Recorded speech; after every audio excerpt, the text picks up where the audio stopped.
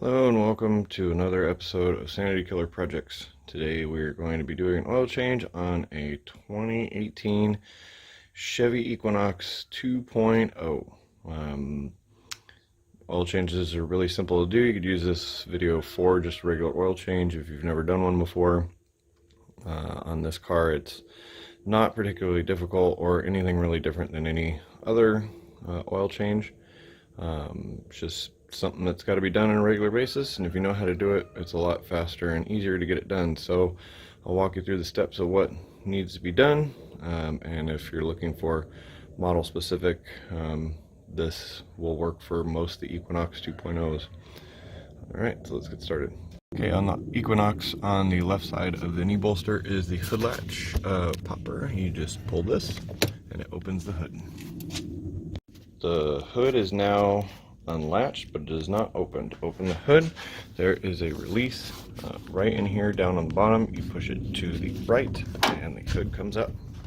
Once the hood is up, there's a stick right here. You release the stick from its home position and raise the hood and put it into that notch right there. The hood stays up. Alright, so on the Equinox, underneath the car on the left-hand side, driver's side, there are some areas to place a jack. I usually go off of that bolt right there, which is attached to the front mount for the engine. It's a solid part of the car. You could also go off of those couple of bolts there for the knuckle on the A-arm, both of which will work, but I prefer that one because if I bend that piece, it'll change the geometry of your left wheel. So going off of that one is the safest bet. Just push the jack in there and run the car up until the tire is off the ground. Once the car is jacked up, put it in a jack stand. I prefer to leave both of them in contact with the vehicle. It's just a double safety. Make sure that the jack slips. Jack stand still has it, both of which are holding onto the car at this point, and the tire is up off the ground. Okay, now we're underneath the front of the car. This is your oil pan and that is your oil filter. You want to take this bolt off. It is a 15 millimeter, which I'll be removing with this. Make sure that you already have in place a drip pan. Once this bolt comes out, it's going to flood oil out of the bottom of it. So we want to make sure that you're not going to end up with a ton of oil all over you and the floor. So just back the bolt out until it drops loose and let this run until the steady stream is gone down to a minor drip. Next thing that we're going to do is remove the oil filter, which is that guy right there. Alright, so there are two different tools that make it easier to get the filter off. This one's called an oil filter wrench. You take it and place it over the filter and crank it down until that inside bit locks up against it. This wrench is actually too big. So I'm also going to show you the other tool that they make for these, which is called a strap wrench. You slide the straps through it, pull this up and around until it gets tight, and then work against it. This particular car, I've done it so many times, I know it's just going to come loose. So just muscle her off and loosen it until it starts to run oil, and once it comes loose, dump it down into your oil pan. Allow this to continue to drip until it's almost completely ran out too. Alright, the Chevy Equinox 2.0 uses a Fram PH10060. You don't have to use Fram, but that number will allow you to cross-reference that number to mix it with a Mopar number or with another brand number. Also, you should fill the oil filter with oil. This isn't always told as a requirement. It's not really required. The idea behind it is to prevent hydraulicking. Some people think it's a myth. I've actually seen motors lock completely up because of hydraulicking. What hydraulicking is the engine can't pump the oil up to the filter and get oil started. So it kind of acts like a siphon and allows you to pump oil out of the filter to get oil into the filter. So it's just a common practice. I do it all the time. I've never had any issue with hydraulicking. It's entirely up to you whether or not you want to do it that way. But the recommended oil for the car is a SAE 5W30 weight oil. The other thing that you absolutely should do is this rubber seal on the filter needs to be lubricated. So make sure your hands are clean. Take some of the clean, fresh oil off of it and rub it around the edge of the seal. The idea is to help it remain tight when it's up against the car. So get a good bead of oil along that edge. Make sure that the filter is filled up with oil if you're going to do that. And then the next bit is to start installing everything and filling the car back up.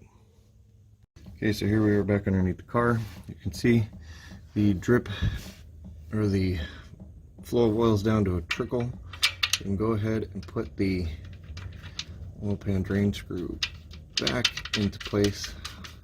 I run it up by hand and then tighten it up with a wrench till it's snug, and then go a little past and clean off the oil on the drain plug screw so that after I started it, I don't suspect that there's a leak coming from anywhere.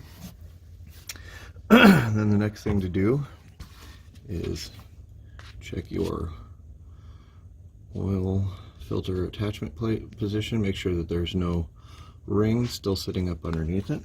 Then we're going to take the oil filter and bring it up into place, setting it onto those threads and turning it clockwise until it is set all the way up against the car. Once the filter is up against the attachment point and the seal is just starting to touch, there's some directional arrows on the filter. What you need to do is you need to take the filter and go one set of arrows further over. That's how you know you've torqued it down enough for it to be tight. Right now I just have the oil seal sitting up against the engine, so we'll take it and we'll crank until those come back to about the same spot. Now we've gone a quarter turn extra, and we should know that you have a really good chance of the oil seal not being overly tightened or under tightened. As long as you run it up to snug and then go a quarter turn past, you should be pretty close. So now that everything is back on and in place, we're going to fill the car up with oil. Once that's done, you can take your drain pan off or out from underneath the car, and I usually just take the filter, the dirty filter, and put it back into the box to be taken to a disposal center.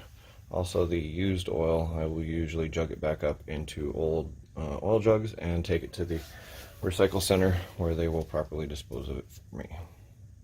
Right at this point, we can start moving the jack and the jack stand.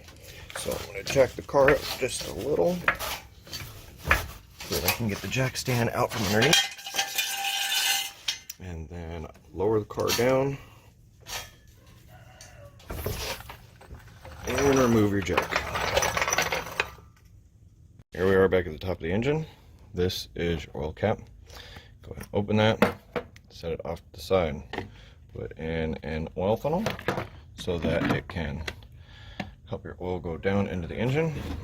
This car takes 5 quarts. That's how many this is, 5 US quarts of 5WSA30. You just go ahead, dump it into there until the entire jug is empty.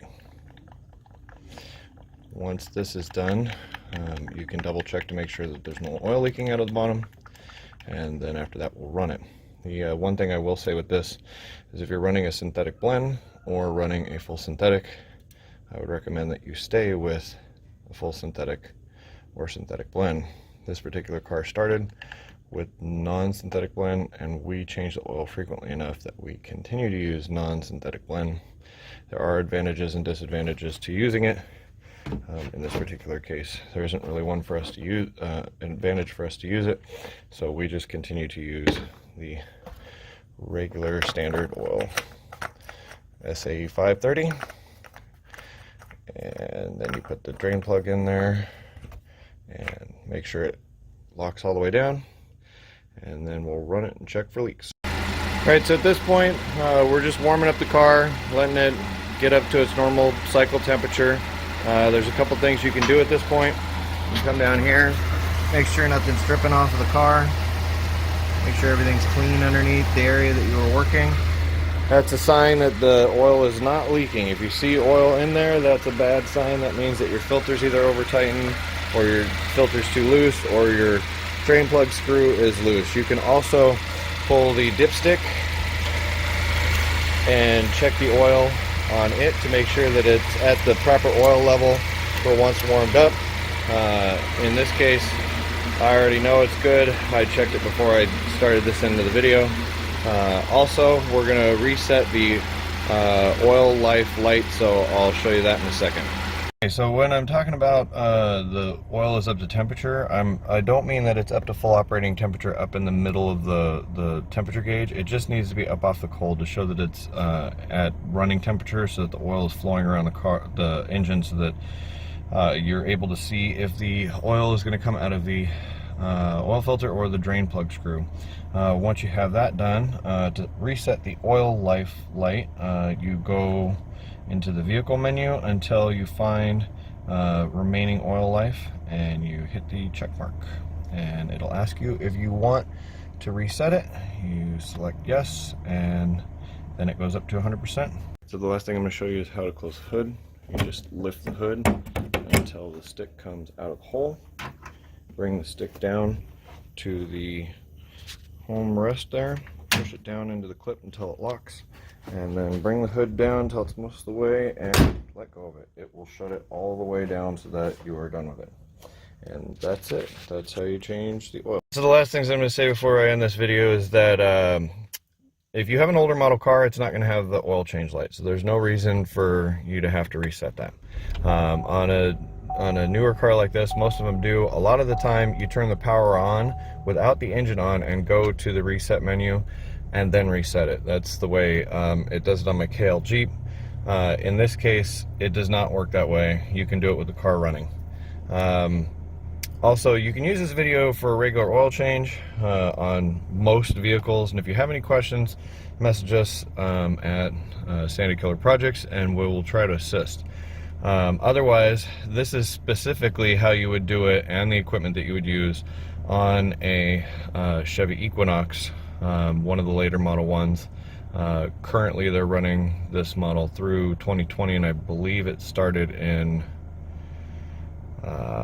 14, but I'm not 100% sure, maybe 15.